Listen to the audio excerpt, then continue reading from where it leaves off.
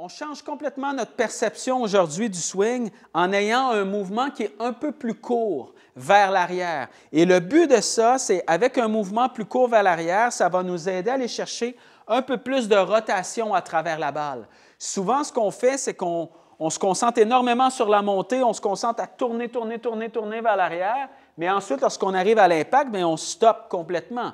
Plus le mouvement est long vers l'arrière, plus c'est compliqué de redescendre correctement à travers la balle et d'avoir un bon contact, mais surtout, plus c'est compliqué là, vraiment d'aller chercher par la suite la rotation lorsqu'on passe à travers la balle. Alors, ce qu'on fait, vous allez vous installer à la balle. Et là, c'est le même principe, que ce soit avec un driver, un fer, c'est exactement la même chose.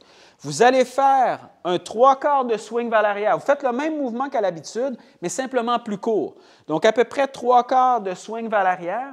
Et vous allez voir que quand vous tournez peut-être un peu moins que ce que vous êtes habitué, mais surtout que vos bras vont beaucoup moins loin qu'à l'habitude, c'est beaucoup plus simple par la suite de tourner à travers la balle.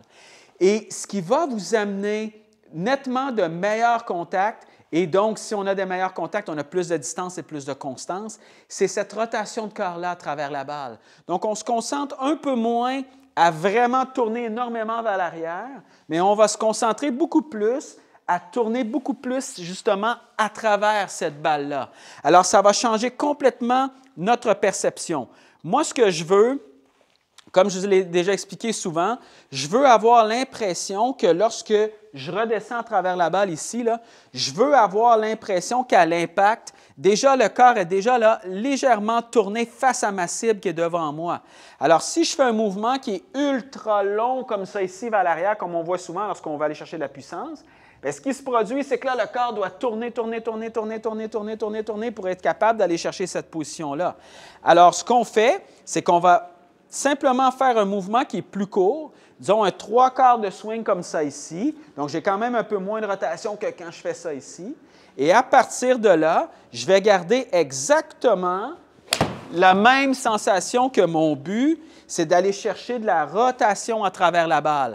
Alors, en ayant un mouvement légèrement plus court vers l'arrière, ça va m'aider à tourner beaucoup plus à travers cette balle-là.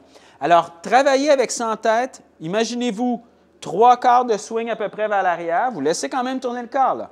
Mais allez-y pour à peu près un 3/4 de swing. Et par la suite, imaginez-vous qu'à l'impact, votre boucle de ceinture, le haut de votre corps est un peu tourné face à votre cible lorsque vous arrivez à l'impact.